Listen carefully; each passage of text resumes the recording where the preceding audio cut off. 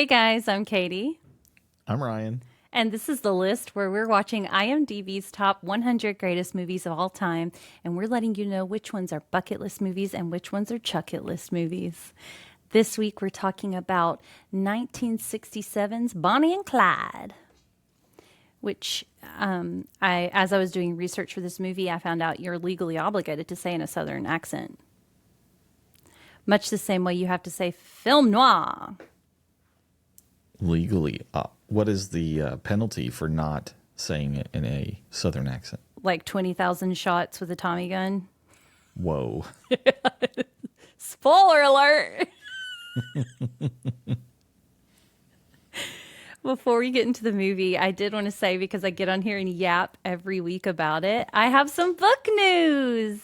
I'm so excited to finally be able to share it. In October, I sold my book, and I'm finally allowed to talk about it. Speaking of legally, I'm legally now allowed to share with you guys that my debut novel, Love Canter Action, will be coming out with Union Square Kids in spring of 2025. Union Square Kids, for those of you who don't know, is Barnes and Noble's publisher. So I'm very excited. Yes, Congrats. and now every listener is legally obligated to make the same noise you just did. And if they don't, 20,000 bullets with a Tommy gun. I wasn't going to say it, but Oh. It's the law. I'm just saying. I'm just mean, quoting the law. we don't make the law. And speaking of not making the law, let's talk about Bonnie and Clyde. So I'm assuming you knew who Bonnie and Clyde were before we watched this movie. Yeah. Yeah. I've heard of them. I think everybody I had knew heard. that they were bank robbers. I didn't even know that they were specifically bank robbers. I thought they were just rebel rousers, tomfoolers, if you will. I thought they robbed indiscriminately and just went around causing trouble. But something that is a surprise to our listeners and a surprise to Ryan, actually, is I was so intrigued after this movie. I actually read a book called Go Down Together by Jeff Gwynne, and it's an extremely long but thorough timetable of Bonnie and Clyde's life. Oh, wow. Yeah. That's cool. Right. So I was interested in the movie, but I was curious how much of it was an accurate portrayal of what happened. And so I decided to research and figure out what book out there was true to life and not sensationalized. And all of the links that I found led me to Jeff Gwynne's book, Go Down Together is the title of it again. And it was extremely thorough and not at all sensationalized. In fact, I thought he was really funny the way he would like reference other books and be like, but by the way, this lady was just trying to be as crazy as she could be when she wrote this. None of it really happened. She was just being flashy, and he threw a lot of shade to other authors. Is all I'll say. So was the movie historically accurate? No, Yeah, I would didn't think so. no. I don't want to say like a resounding no, because there was a lot of truth in the movie. Yeah. But there was also a lot of Hollywood in the movie, which I think is okay. I don't think it was meant to be. I've seen the pictures of Bonnie and Clyde, like where they would like take photos in front of the car, and like there's the one where she's like holding a gun and like Yeah. smoking a cigar. Like Yeah. I think they did that in the movie, and that's Yes. like based off of real photographs of them. It is. So Bonnie and Clyde carried a camera. I can't quite remember how they got their hands on the camera, but they did take pictures all the time. And one time they ditched a car and the camera was in it. And the press somehow got a hold of it. And that's where the infamous photo of Bonnie with the cigar in her mouth comes from. Yeah, And they somehow got them. yeah, she hated it. She was Oh, really? really? upset because she didn't smoke cigars. She just happened to have a cigar in her mouth at the time, I guess. And so she was not happy at all because they kept calling her that, like, she got a name from it, like, and she didn't like it. But Stogie Bonnie. yeah. I will say this movie has kind of an iconic opening scene where Faye Dunaway is walking around naked and looks out the window and Clyde is trying to steal her mom's car, and supposedly that's how they meet. But I did learn in the book that that's not how they met. They met at a party, and it was love at first sight. And I'll tell you, Bonnie was ride or die for him, and he was ride or die for Bonnie. There was never going to be any separating them. And a lot of what the book was about is about her mom and the people in her family trying to say he has no life ahead of him. He's screwed. You still have a chance to get out. And Bonnie forever was like, I'm not doing it. Wow. Yeah. And there were two other things that I wanted to mention that weren't portrayed in the movie. Or was it? Do you remember if they said anything about Clyde missing toes?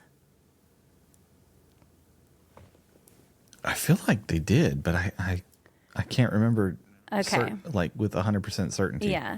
So that's because it didn't seem like that big of a deal if they did mention it. But actually what happened was Clyde was caught up for something small.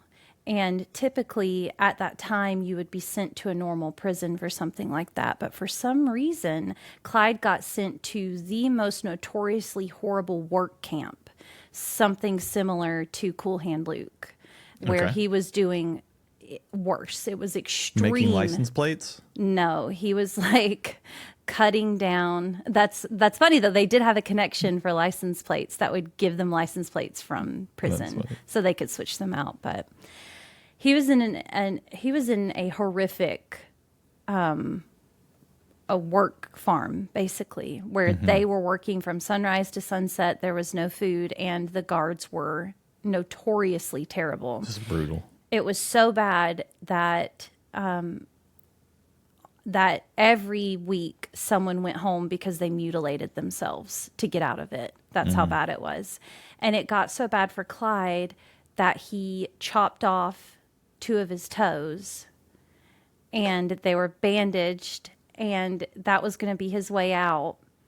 But as it turns out, it was unnecessary because not 2 weeks later, the governor pardoned him and was going to release him. And so already it was in the works for him to be released, and he cut his toes off for nothing. Wow. Yeah. And the second thing is, so he walked So he with probably a... could have run away faster if he hadn't lost Yeah. his 2 toes. Right.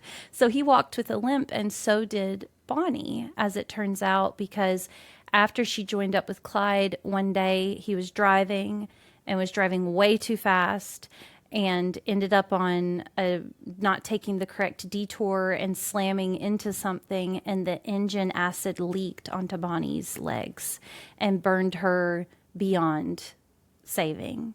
There was never any coming back from it, and so she was never able to walk properly again. Wow. Yeah, so those are some things that they didn't portray in the movie. There's actually a lot. I don't know how you would have fit all of their actual life in the movie. And honestly, the book was a little boring sometimes, so I get why they didn't. Well, yeah, I never thought this movie was like supposed to be historically accurate anyway. No, and so but I it was will. fun. It was fun, and I will pepper some of those things in throughout, but I also will try not to do too much of that and just stick to the movie. If you haven't figured it out by now, this movie is about bored waitress Bonnie Parker, who falls in love with an ex-con named Clyde Barrow, and together they start a violent crime spree through the country, stealing cars and robbing banks. This came out in 1967. Bonnie was played by Faye Dunaway, Clyde by Warren Beatty, Buck by Gene Hackman, who we just saw last week, and Blanche by Estelle Parsons, with a little guest appearance by Gene Wilder. I feel a So little finally, you can say vindicated. Gene Wilder or Gene Hackman, And be right and they'll somehow. actually be in the same movie together. Oh my gosh, I thought when he popped up on the screen, I was cracking up. So I do have a couple of trivia, but I've kind of yapped on about the book, so I won't go on for too long. But Warren Beatty was on as producer only to begin with this. Like, as it started, he was just a producer. Yeah. And his sister, Shirley MacLaine, who I did not know was his sister, was a strong possibility to play Bonnie. But then when Warren Beatty decided to play Clyde, obviously, That would be weird. that would be weird. Yeah. So they decided not to use her. Warner Brothers had such little faith in this film that they offered the first-time producer, Warren Beatty, a 40% gross instead of a minimal fee, and the movie went on to gross over $70 million. So he made out well, almost one would say like a bandit in that deal. And speaking of Gene Wilder, this was his film debut. Yeah, I knew that. He killed it too. Yeah, he did great. I was very impressed by him. Okay, so the director in a television interview actually pointed out something that I wasn't aware of, and it's that this is the first time the firing of a gun and the consequences of that gun firing were shown in a single take. So before you would see the gun being fired and then it would cut, and then in the next clip there would be a bleeding body. Yeah, But I read somewhere that this is the first time they used. I think they're called squibs. yeah. It's just, where like blood will be squirting out. Before Yeah. all this, people would just clutch their chest or whatever Yeah. and kind of fall to the ground dead. Right. But you didn't get that spray of blood and stuff that goes on with this. Right. And what was I read about this film is that it was kind of like the new wave, American new wave cinema, where stuff like this started to become the norm, where there was a lot more gruesome violence shown on TV versus like the cuts where it's maybe not so bad or it's censored. This movie kind of pushed filmmaking into that era of, okay, we're going to start showing a lot more. This is the first film where people start to say new Hollywood started to Yes. come in. And so those Yeah. are one of the aspects, is a little more gory, a little more gritty, Yeah. a little more risque. Comments about sex. There's a lot of stuff, a lot of implication about him being impotent in this movie, very openly hinted at. So it's interesting to see the kind of the stark difference between some of the really old movies we've watched and then where new Hollywood starts to come in and you see a lot more on screen than you did before. It makes me wonder about the Hays Code. I actually should have looked at that to see if it was starting to peter off at this point. But okay, and those are, I believe. Oh, Roger Ebert had only been a film critic for 6 months when he saw this film, and he hailed it as the first masterpiece he had ever seen on the job. So he was a big fan. I think initially this did not get good reviews from critics. A lot of them were like, take it down, it's the moral decay of society. But I think it was received so well by the crowd. And then a lot of them came back after a second watch and were like, yeah, this is actually a pretty amazing movie as far as, the critics' value as far as their commentary on that. And then it just kind of blew up after that. Yeah, and I did see that this movie kind of set off a chain of events where people were pushing to have more censorship and kind of like the saving of America's morality. After seeing this movie, people were so offended. They pushed for laws to keep it from ever happening again, but obviously that didn't work. So yeah, it's interesting the two stark opinions people will have after they see something like this. But I also do think that sometimes is kind of a mark of you doing something that's genius. It causes polar reactions and causes people to feel something one way or the other. So I don't know if it's genius, but at least it's controversial. yeah, I hear what you're saying. And there's good and bad with that. Yeah. So let's talk about the story. What did you think about the story of Bonnie and Clyde? It was fine. Yeah, I mean, somewhat what I expected. It was fun. Very entertaining, almost the entire film. It's kind of a simple film because it's just a lot of let's rob a bank and let's run, rob a bank, run. But they did a good job at weaving in little character arcs along the way, especially Bonnie and Clyde and their relationship, and then as Bonnie's brother or Clyde's brother Buck and what's the wife's name? Blanche. And Blanche, yeah, and how they come in and kind of mess up the whole dynamic that they have going on a little bit, and so that I think that kept it interesting.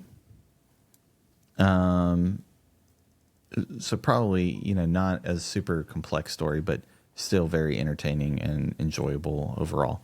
I give it like a 7.7. Huh. Okay.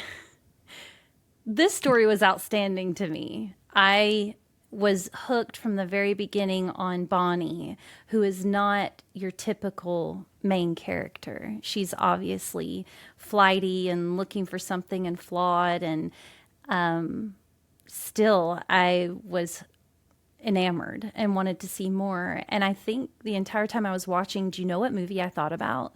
The Grapes of Wrath. And it made me think about how these are two different responses to a time where people were really, really struggling. And it was interesting to see their reaction because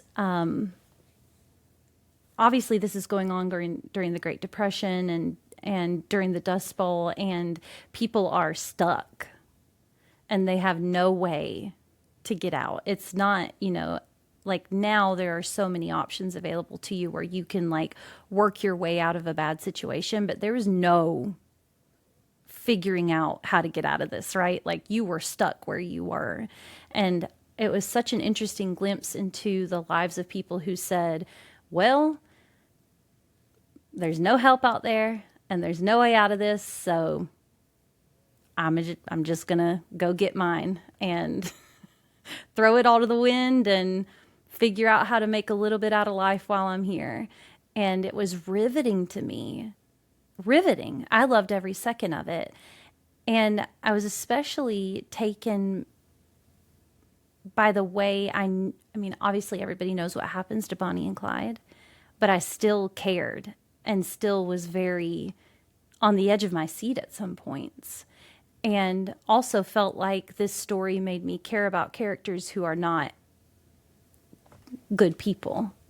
You know what I mean? I still cared what happened to them and I still wanted to see. And they also portrayed the ups and downs of this kind of situation. It wasn't all glamorous, fantastic, on the run, having a blast. It was, this is really stressful and I can't stand looking at these people who are with us anymore and I miss my family. And I felt like there were so many different things woven into the tapestry of this movie that made me love this story. And I'd give it a 9.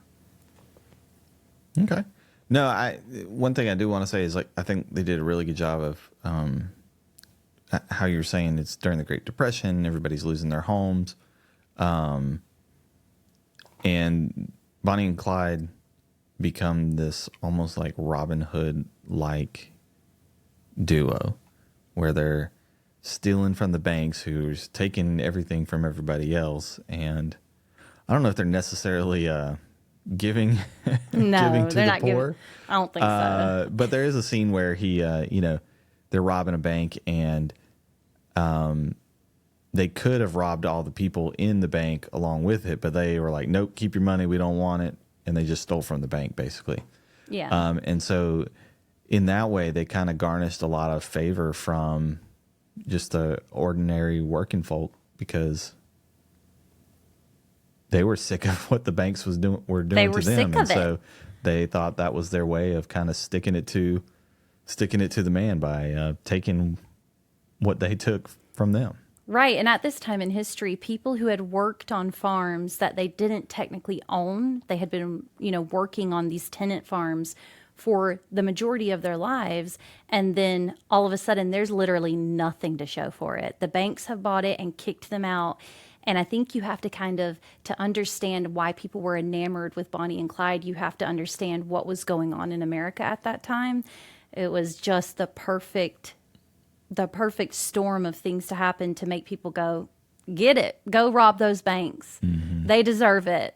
Yeah. And I think you're right, the way that they never took from people. Like, he stole a lot of cars from a lot of people, but that was of necessity. And also, Bonnie and Clyde had a reputation for not killing people. Clyde did not like to kill people, and that was true to life and in the movie.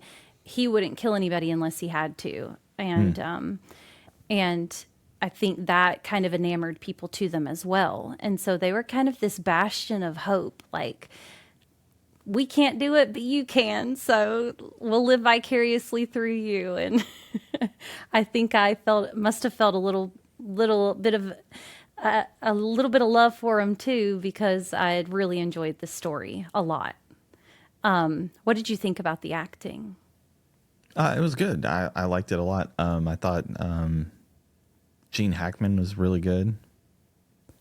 He kind of stole the show when he got on the scene. I feel like Faye Dunaway, really great. She's just captivating, beautiful woman to watch, and then just the way she does things too is really nice. Warren Beatty was probably the weaker actor. Not that he was bad in any means, but he's just a little more stoic, a little more, I guess, not a wide range of emotions that kind of go through the character of Clyde, I feel like, in some ways. And then Gene Wilder, I really liked his character too. Me too. He's just a funny, goofy, unlike any other type of actor, really of his time in a lot of ways, but especially in that era of movies. And so I enjoyed the acting a lot in this movie. Even the actress who played Bonnie's mom, who I believe was just, I think she was just a local in the town that they just grabbed off the street basically to fill that acting is what I read somewhere. Yeah. I don't know her name. I apologize, but she played a great role. So I think the acting is actually pretty high up there. I'm going to give it about 8.8. I feel that. Bonnie's mom was played by Mabel Cavett, who is uncredited, so she was not an actress. I adored Faye Dunaway in this. Mm-hmm. She is a bombshell of a woman. Like, not only does she visually captivate you, you don't want to tear your eyes away from her because she's just so stunning. But combined with that, she is an extraordinarily talented and intentional actress. She knows what she's doing, and she's doing it very well. And I think that's sometimes can be a hard combination to find, to be that stunning and that talented. I loved her from the second it started to the second it ended. Loved her. Warren Beatty was fine. Yeah, he was good. I think that you're right. A little more stoic, I guess. Yeah, and so that it was hard just I mean, I can't fault him for anything. No, but, he didn't do anything wrong. Didn't stand out of the crowd either, but it was Yeah. just a solid performance. But I don't know. There are times where, well, first off, Faye Dunaway with that Coke bottle. Do you remember that? Is it cinematography or is it acting or is it just that she's beautiful? I don't know. But just the I don't way, remember a Coke bottle. even down to the way she drank the Coke bottle. I'll see if I can find a clip of it or something. But she was Bonnie. And really, I think in her mind, she was Bonnie, and that translated onto the screen. But there were a couple of things with Clyde too, like in the beginning where Bonnie says, you ain't no robber. And he glances around and pulls out the gun to show it to her. And I do think he did a very great job acting. I just think, how do you act next to Faye Dunaway in her prime and stand out? I don't know. But she did great. Gene Hackman was wonderful, and I agree with you that once he was on the screen, I think he gave Faye Dunaway a run for her money. I think he did a wonderful job. And I think the only person I didn't really love was Blanche, and I don't know if it was the writing or the acting. I think acting-wise, she was a great character. Yeah? So tell me what you're I thinking. actually think I forgot to mention her, but she's actually really understated. Well, she was reason the you only one who won hate an her- Oscar, I think. The reason you hate her is because everyone hates the character of Blanche. Yeah, that's true. And That's the a good fact that point. you don't like her is a testament on how good and annoying she is. That's a really good point. So I forgot about her. Like, she, very understated role, but played perfectly, I think. Yeah. To the point where, you're just annoyed with Blanche. You're like, oh, Blanche, gosh, you're so annoying. I hate Yeah. you. But that's how she's supposed to be. And I think she played it perfectly. Yeah. And she was not the only one nominated. She just was the only one to win. And they did win Best Cinematography as well, but they were all nominated. Warren Beatty for Best Actor, Faye Dunaway for Best Actress, Gene Hackman for Best Actor. So they were all nominated, but Blanche was the only one to win. And I did want to say that Blanche was, Warren Beatty went to Blanche with the script and obviously the real Blanche.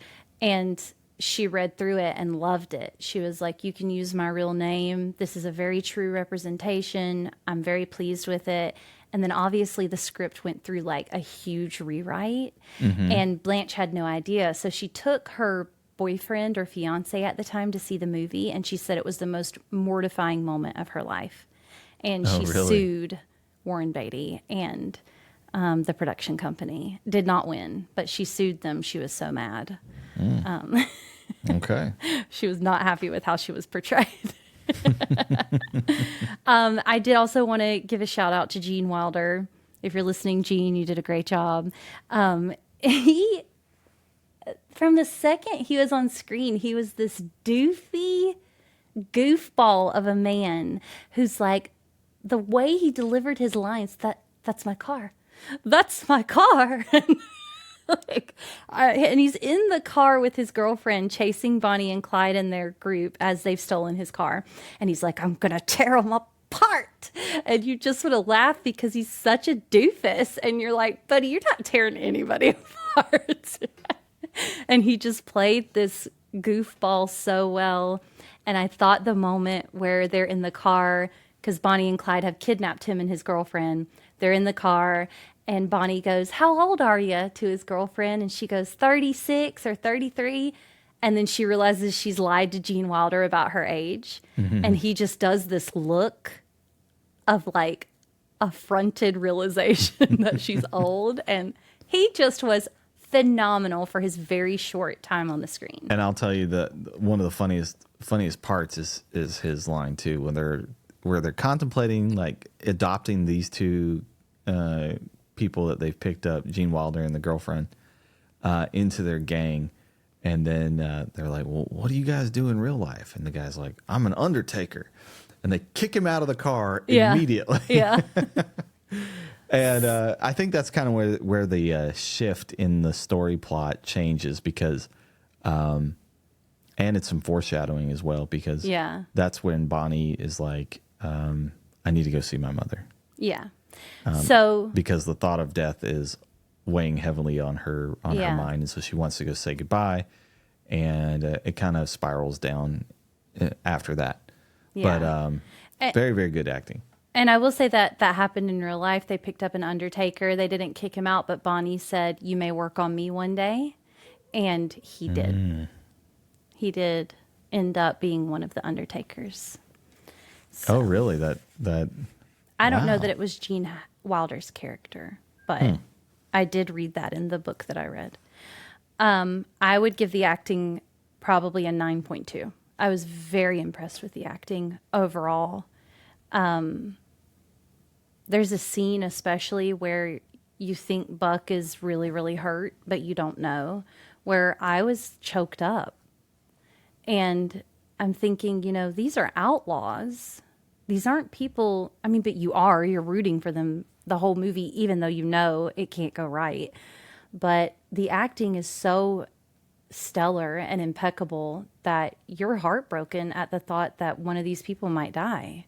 And I just think I was really touched by all of their performances, the way they managed to portray the absolute desolate feeling of having no way out, no way to even have what you needed to have basic survival.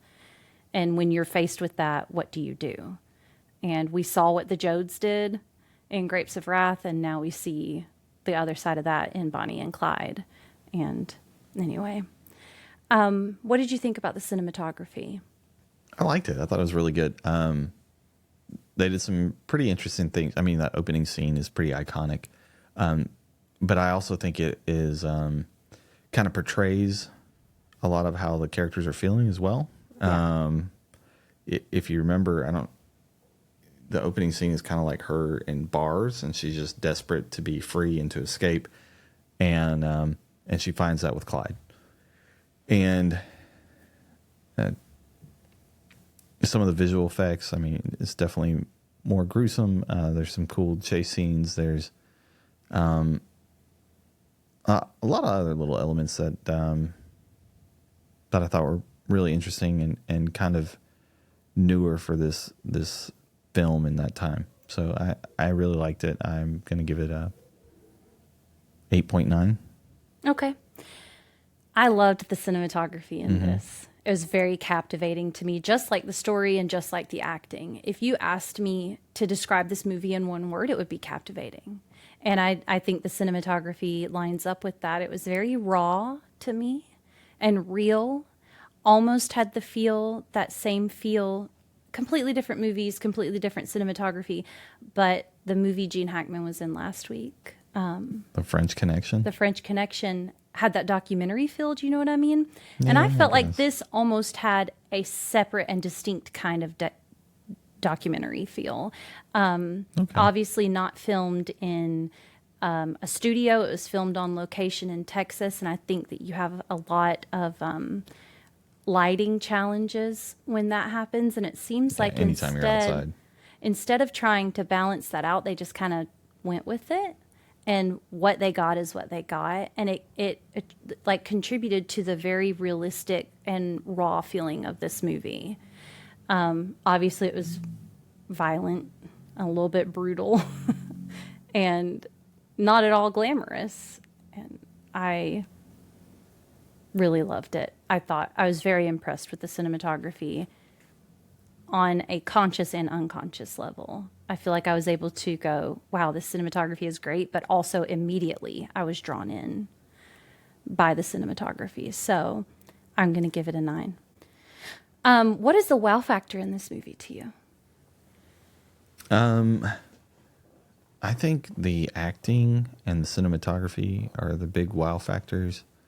I think the relationship between Bonnie and Clyde is the wow factor also. And it's a complex relationship, and so I think that is one of the things that make this movie really intriguing and make the characters likable. Because, like you said, they're not really good guys, right? They're bank robbers, they're murderers, they're thieves, right? Right. So why are we going to root for them? Why are we rooting for them? And it's because we enjoy the relationship that Bonnie and Clyde have together. And for them to be able to pull that off in a way that still has you rooting for the main characters is pretty special. So I really like that. I want to give it a 8.5. I think the wow factor for me is the acting. I'm so impressed by the actors in this movie. Obviously, a lot of heavy hitters listed, most of whom I probably would not have recognized before we started this podcast, to be honest. And probably made their careers. Yes, Started probably. them anyway. Yeah, I mean, especially Gene Wilder. So And Gene Hackman. So. yeah, I think Gene Hackman. I think this was after French Connection, but I'm not positive. But yeah, I'm just thoroughly impressed by the acting in this movie. So I'm going to give the wow factor a 9. Do you think it's a top 100 movie? Yeah, I think so. I think it is. Yeah, I agree. It's a top 100 movie for me. So now the question of the hour, is it a bucket list movie? For me, probably not a bucket list movie, but still just really enjoyable movie. How about for you? Is it a bucket list? Yeah, this is a It bucket is. list movie for me. My first one in a while, actually. Yeah, I was gonna say you haven't really haven't picked a bucket list one in a while. No, and I think that this is a bucket list movie for me based on enjoyment. I just enjoyed it so much, and I'm so impressed with it. And I think it's one of those movies that you need to see. I feel like it's a need to see movie, definitely not a chuck it list. It's a movie that I would probably watch over and over Yeah, again, but I agreed. don't know if I would call it a bucket list movie. But I really liked it, and I would enjoy watching this Yeah. many times over. So for you, a great movie, a rewatch, not a bucket list. Yeah. Yeah. Emotionally, it's just not there for me to put it on a bucket list. But still, I really see that. great, really fun movie. Yeah. I liked it a lot. Yeah, for sure. Okay, so let's rank this movie. I'll go first. Let me go first. Okay. I'm gonna move Bonnie and Clyde to my number 8 position. So French Connection is gonna come off, and I'm gonna move this to 8. Okay. Alrighty. So for me, I have Green Mile first and Close Encounters. Close Encounters last. I am going to put Bonnie and Clyde. Oh, wow. Did you say number 8? Yeah. That's where mine's going because You're I going 8? don't think it's better.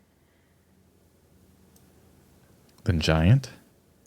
It's very Actually, different. Giant movie is up here. It's a very different movie from Giant. So Actually, I am going to move it up to number 7. okay. I do think it's better than A Place in the Sun. Not better Yeah. than Giant, which is my number 3. I think that's fair. Yeah, I think so that's really fair. It could easily have jumped to my number 7 slot. Yeah. So that's Maybe even what 6. I'm going with. If some other movies weren't there. Okay. Yeah, so good movie. I think you guys should watch it. Yeah, worth watching for sure. So next week we are watching a war movie. All Quiet on the All Quiet on the Western on the Front. Western Front. I think we have like 2 war movies in a row. This is a World War One. Yeah, and then the next one is Vietnam War. Mm-hmm. Yeah. So 2 heavy movies. Heavy. Coming up. Be prepared. But thank you guys so much for joining us. Thanks for celebrating my book news by saying woohoo. Thank you for talking with us about Bonnie and Clyde. Let us know what you think. There is now a text us feature on Buzzsprout. So when you see the episode on buzzsprout.com, that's the list.buzzsprout.com, you can click a link to text us and let us know what you think, and we will read your comments on the next episode. Bye! Bye-bye.